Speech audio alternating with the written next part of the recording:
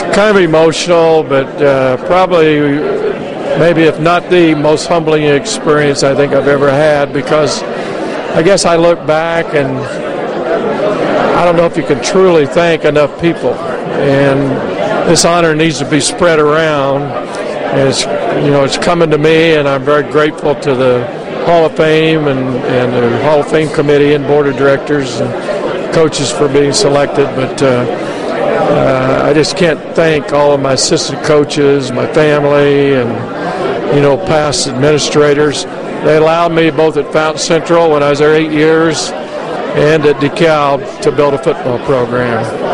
And that doesn't mean I did everything right, but we tried to. And they didn't look over my shoulder. They said, hey, it's yours. And I enjoyed teaching and coaching, and I just had great experiences, great community support in both those communities. And it wasn't always about winning.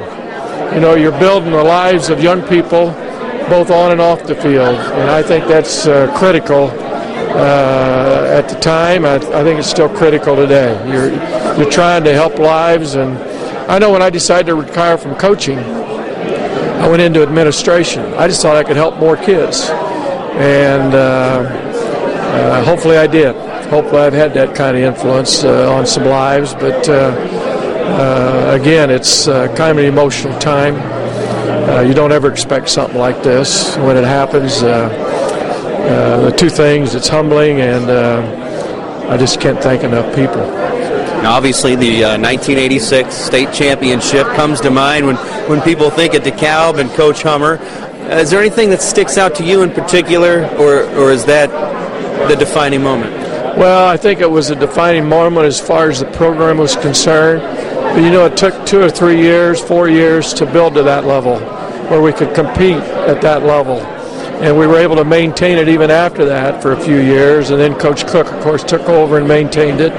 But I think the thing that was important to me, and our staff at the time, was at the end of each coaching year, at the end of each football season, are you better at the end of the year than you are at the beginning of the year or the middle of the year?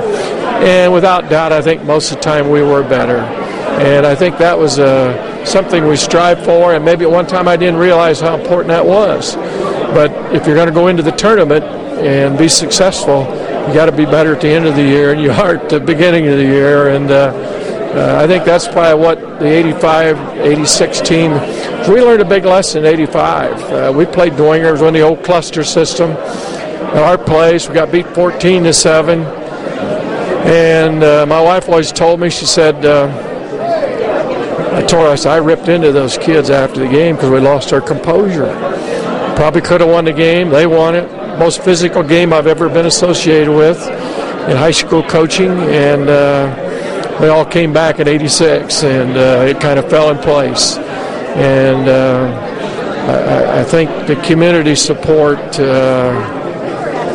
is so important. And again, that builds over time. It's a gradual thing. It doesn't just happen immediately.